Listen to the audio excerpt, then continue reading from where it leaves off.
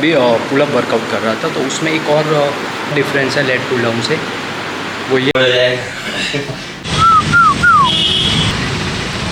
करना है तो करना है, क्योंकि एंटीऑक्सीडेंट है तो एजिंग प्रोसेस को कम करेगा। स्वागत है आप सबका chapter 8 of 365 how to improve health and nutrition. तो बात कर रहे हैं why pullups is better than lat pullup. तो पुलअप्स में क्या होता है कि पुलअप्स एक कंपाउंड वर्कआउट है, उसमें बैक के साथ साथ बाइसेप्स और कोर ये मसल भी इन्वॉल्व होते हैं और उनके ओवरऑल मसल डेवलपमेंट करता है। जबकि लेट पुल डाउन में बैक का एक ही मसल लैटिसमस डोर्सा मसल वही एंगेज रहता है और उसी को ट्रेन किया जाता है। अगर पुलअप्स की बात करें तो पुलअप्स लगाने के लिए एक कोऑर्डिनेशन की ज़रूरत होती है, जिसमें अपनी जो पूरी बैक है उसके मसल्स इन्वॉल्व होते हैं और साथ में ही उसको रखने के लिए स्टेबलाइज और कंट्रोल रखना पड़ता है बॉडी को, जिससे क्या एक तो कोर स्ट्रेंथ इंप्रूव होती है, एक बैक के मसल्स डेवलप होते हैं। जबकि लेट पुल डाउन की बात करें तो लेट पुल डाउन में एक ही मसल टारगेट किया जाता है और उसके आइसोलेशन के लिए वर्कआउट किया जाता है, जिसमें एक ही मसल को ट्रेन किया जाता है। अगर पुलअप्स की बात करें तो पुलअप्स में ओवरऑल फंक्शनल स्ट्रेंथ भी इम्प्रूव होता है, जिससे कि क्या होता है कि डेली एक्टिविटीज़ और अदर एक्सरसाइज में भी इम्प्रूवमेंट मिलता है। सो अगर बात करें सो पुलअप्स और लेट पुल डाउन और दोनों बेस्ट है अपनी अपनी जगह। अगर कोई बिगिनर है तो वो पुलअप से स्टार्ट कर सकता है और उसके बाद वो लेट पुल डाउन पर स्विच कर सकता है फॉर आइसोलेटिंग।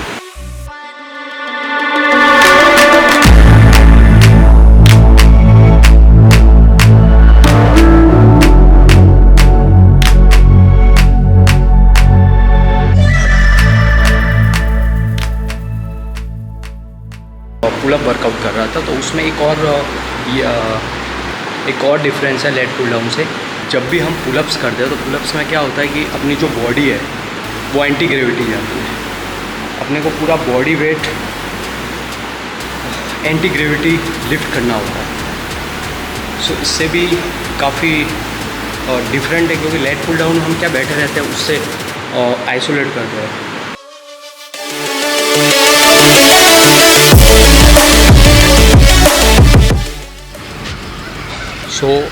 आज अभी मैं बात करने वाला हूँ कंसिस्टेंसी के ऊपर, कि कंसिस्टेंसी लाइफ में कितनी इम्पोर्टेंट है। आप ही समझो ना कि कोई पानी है वो पत्थर पे गिरता है, ठीक है, तो एक दो बार गिरता है, तीन चार बार गिरता है, पत्थर को कोई फ़र्क नहीं पड़ता, लेकिन वो कांस्टेंट गिर रहा है, ठीक है, वो तो ईयर एंड अराउंड बहुत सालों बाद देखना वो पत्थर भी टूट जाता है। सो कंसिस्टेंसी बहुत इम्पॉर्टेंट है। अगर हम वर्कआउट की भी बात करें, ठीक है, तो उसके लिए भी कांस्टेंट रहना बहुत इम्पॉर्टेंट है। जब हम कंसिस्टेंसी रखते हैं वर्कआउट में तो उसका रिज़ल्ट तो आना ही है ना। अगर पानी पत्थर को तोड़ सकता है तो अपना भी रिज़ल्ट आ सकता है। सो मैं पहले कांस्टेंट नहीं था, लेकिन अभी हूँ और कोशिश कर रहा हूँ कि सबसे पहले अगर चीज़ लाऊँ अपने लाइफ में ऐड करूँ तो कंसिस्टेंसी। हेयर की लेंथ काफ़ी बढ़ गई है, तो सोच रहा हूँ हेयर कट लूँ। सो मैं जा रहा हूँ हेयर कट करने के लिए।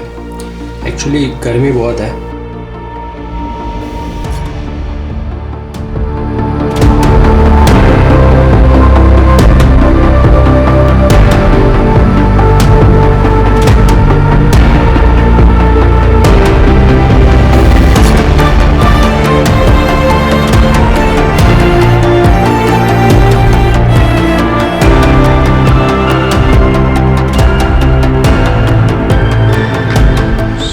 तो बहुत ही खतरनाक है।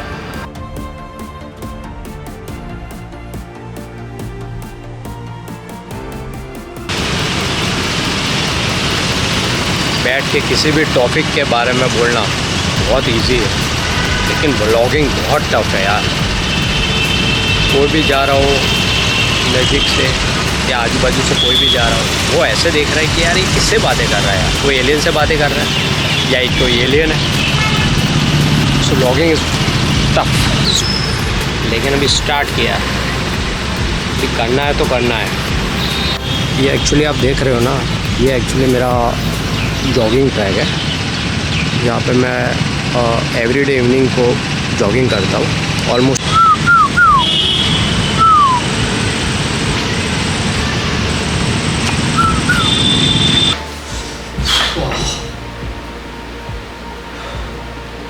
चलो ग्रीन टी पीते हैं।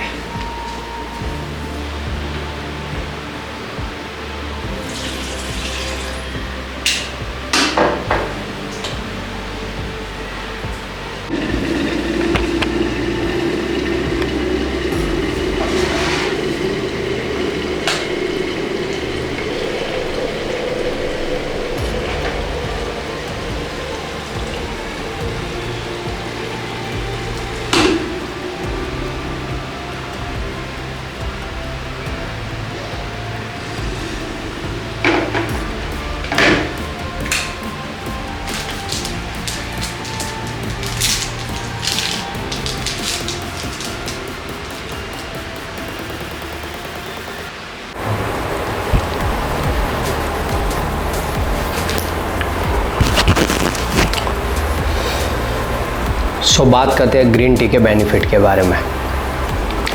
तो ग्रीन टी का फर्स्ट बेनिफिट है, ये एंटीऑक्सीडेंट है।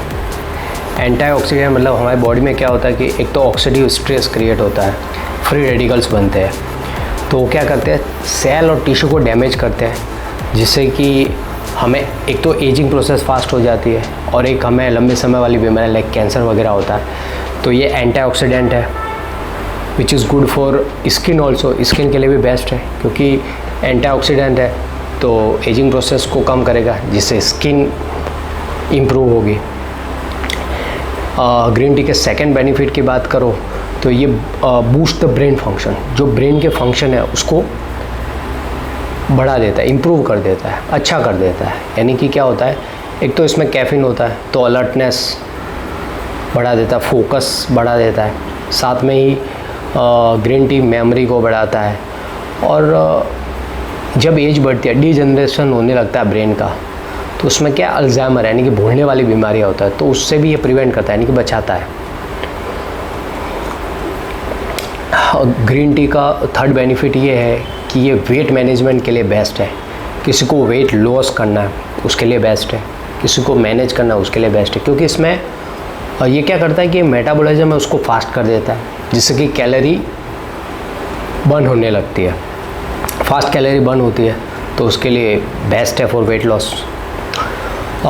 ग्रीन टी के फोर्थ बेनिफिट की बात करूँ तो ये जो ओरल हेल्थ है यानी कि जो माउथ में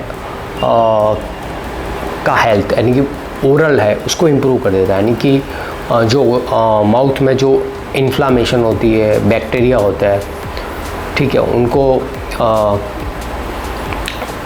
नष्ट कर देता है, कम कर देता है। साथ में जो अपने मसूड़े हैं उसको मसूड़े वाली बीमारियां होने से बचाता है, तो ओरल हेल्थ को भी इम्प्रूव कर लेता है। ग्रीन टी के फिफ्थ बेनिफिट की बात करूं तो ये मूड को इन्हांस करता है।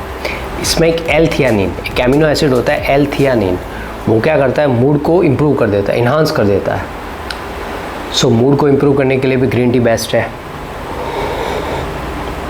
ग्रीन टी के 6 बेनिफिट की बात करूँ तो ये डाइजेशन को भी इम्प्रूव करता है। ऑब्वियस है ग्रीन टी है, डाइजेशन को इम्प्रूव करेगा। इसका 7 बेनिफिट ये है कि ये इम्यून सिस्टम को सपोर्ट करता है, क्योंकि इसमें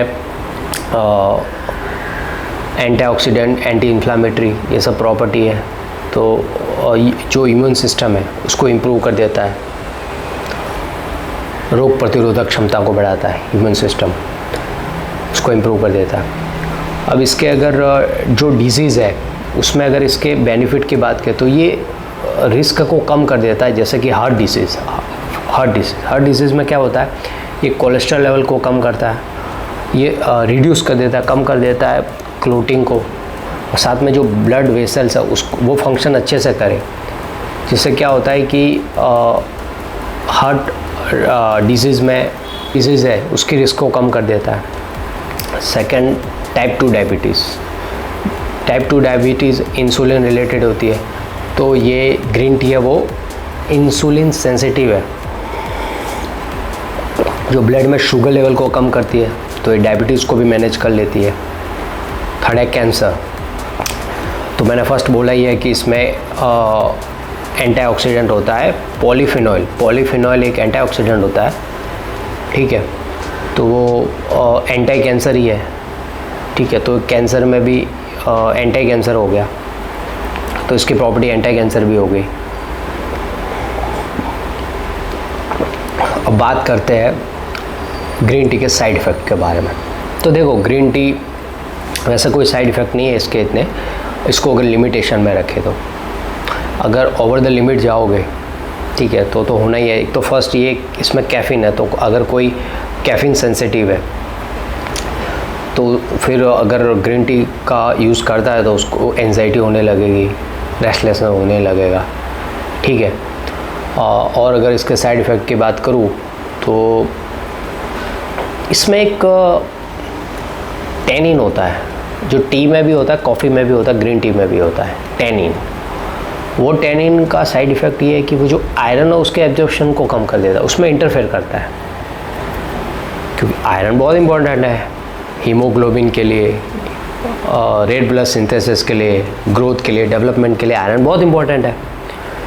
सो आप ग्रीन टी का यूज़ जो मेन मील ले रहे हो, ब्रेकफास्ट, लंच, डिनर, जो भी मील है, उससे 1-2 घंटे पहले यूज़ करो, ताकि आयरन के एब्जॉर्प्शन में इंटरफेयर ना करे, ठीक है। साथ में ही अगर इसके साइड इफ़ेक्ट की बात करूँ तो कैफ़ीन है, सो अगर उसको लेट नाइट को लेते हो तो फिर स्लीप में ट्रबल करेगा, ठीक है। साथ में इसके ओवर कंजप्शन है, लिमिटलेस, बहुत ज़्यादा इसको कंजप्शन करते हो तो ये लीवर रिलेटेड इशू भी क्रिएट करता है।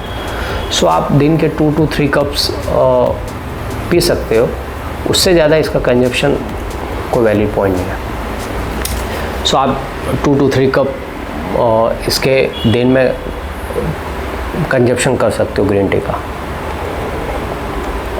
और मैक्सिमम बेनिफिट ले सकते हो।